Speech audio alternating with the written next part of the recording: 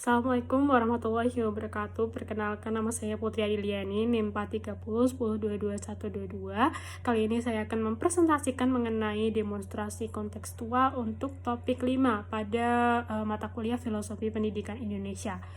Baik, kali ini saya akan menjelaskan mengenai telaah praktik baik pendidikan yang memerdekakan. Jadi sebelumnya kita cari tahu terlebih dahulu apa sih pendidikan yang memerdekakan itu.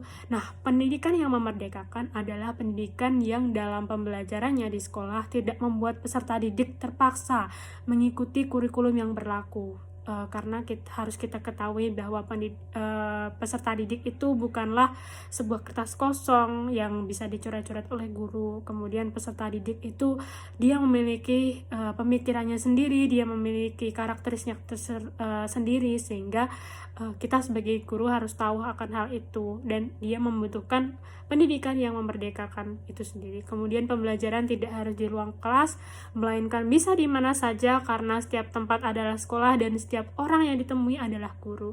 Kemudian pengajaran bisa berasal dari masyarakat yang memiliki wawasan di bidang tertentu, sehingga dapat menambah pengetahuan siswa. Nah, jadi sistemnya adalah guru dan siswa itu dapat belajar bersama. Jadi guru bukan sebagai center dalam sistem pendidikan ini, namun guru dan siswa itu berkolaborasi untuk belajar secara bersama agar mencapai tujuan dari pendidikan itu sendiri. Kemudian untuk bagaimana penyelarasan prinsip pendidikan yang memerdekakan agar selaras dengan prinsip dan tujuan dari sekolah. Tentu saja dalam mewujudkan pendidikan yang memerdekakan, sekolah harus memahami kondisi lingkungan termasuk sarana dan prasarana sekolah untuk memenuhi kebutuhan siswa. Nah, jika sarana dan prasarana itu sudah mendukung, maka bisa dimaksimalkan penggunaan fasilitasnya, termasuk penggunaan LCD, proyektor, atau kemudian penggunaan bahan-bahan di laboratorium. Nah, kalau belum, artinya guru itu harus memutar otak, mungkin bagaimana caranya menyampaikan suatu materi dengan lebih variatif. Jadi pembelajaran itu mungkin tidak harus dilakukan di sekolah, tapi bisa juga di luar sekolah.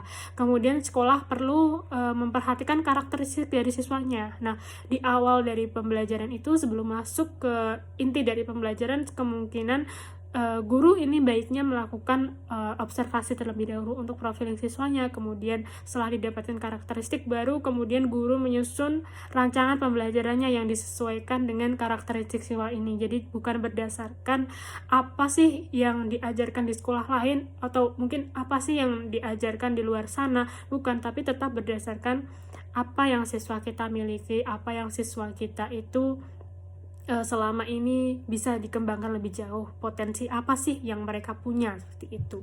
Kemudian hubungannya dengan pemikiran Ki Hajar Dewantara ya. Nah, di sini saya mengambil pemikiran sistem Among, yaitu metode yang berlandaskan pada asah, asih, dan asuh, atau care and dedication based on love. Jadi metode ini memperhatikan dua hal, yaitu kodrat alam dan kodrat zaman. Nah, di sini guru punya peran ing sosong tulodo ing madya mangunkarsa tutwuri handayani, atau yang berarti di depan guru memberikan contoh ing sosong tulodo, kemudian ing madya mangunkarsa, yaitu di tengah guru memberikan semangat, dan kemudian tutwuri handayani, yaitu di belakang guru memberikan dorongan, seperti itu. Kemudian di sini ada prinsip, yaitu kembali ke kodrat, yaitu pendidikan harus mengembalikan manusia pada kodratnya yang mempunyai kehendak bebas.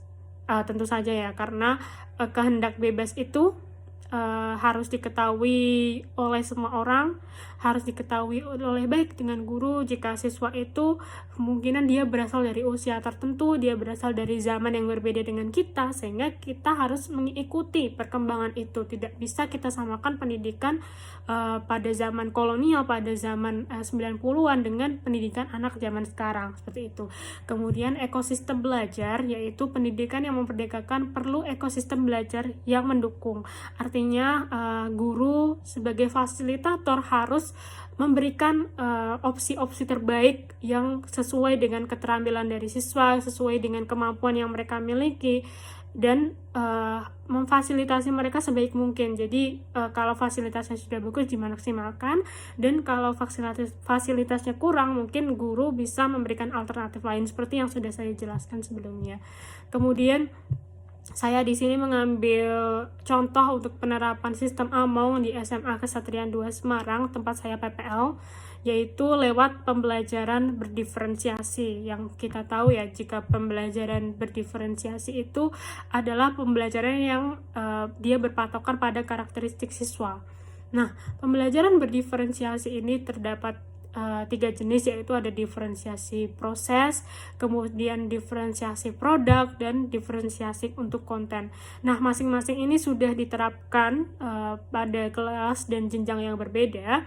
Nah, untuk diferensiasi proses, yaitu pada saat praktikum, masing-masing kelompok dapat melaksanakan urutan praktikum pada faktor yang mempengaruhi laju reaksi dengan acak dan tidak harus urut seperti di LKPD. Nah, jadi siswa ini praktikum untuk materi untuk materi laju reaksi. Nah, ketika ada urutan ini, faktor yang mempengaruhi laju reaksi kan ada banyak hal, seperti mungkin luas permukaan, kemudian konsentrasi. Siswa ini tidak harus urut mengerjakannya, jadi senyaman dia saja ingin mengerjakan yang mana dulu, dan kelompoknya itu tentu saja juga menyesuaikan.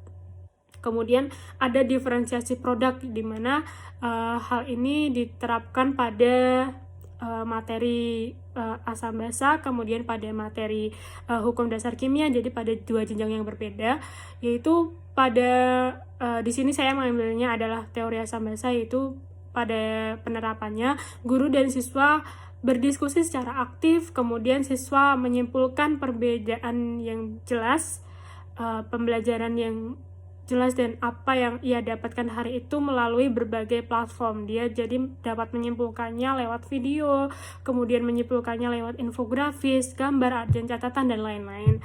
Kemudian untuk diferensiasi konten, yaitu pada pembelajarannya siswa ini diberikan materi yang berbeda-beda, dan kemudian mereka saling bertukar apa yang mereka dapat satu sama lain. Jadi satu kelompok itu pada materi hukum dasar kimia diberikan dia hukum dasar kimia yang berbeda-beda. Jadi ada yang mendapatkan gelusa, kemudian ada yang hukum dasar menurut Lavoisier, dan lain-lain seperti itu. Jadi di sini siswa kemudian bertukar pikiran dari apa yang mereka dapatkan dari satu kelompok ke kelompok yang lain dengan sistem to stay seperti itu. Jadi ada 2 orang yang menjelaskan dan ada 2 orang yang berpencar ke kelompok lain untuk mencari tahu informasi lain tersebut.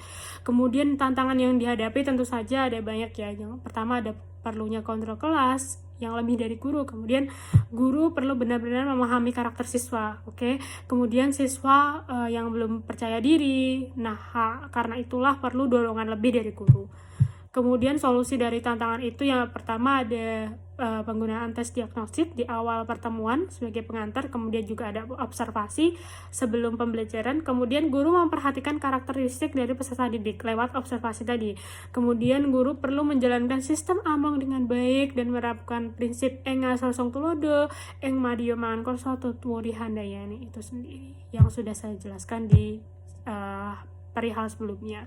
Baik, itu saja yang dapat saya sampaikan. Kurang lebihnya mohon maaf apabila ada salah kata dari saya mohon maaf yang sebesar-besarnya. Wabillahi taufiq wal hidayah. Wassalamualaikum warahmatullahi wabarakatuh. Terima kasih.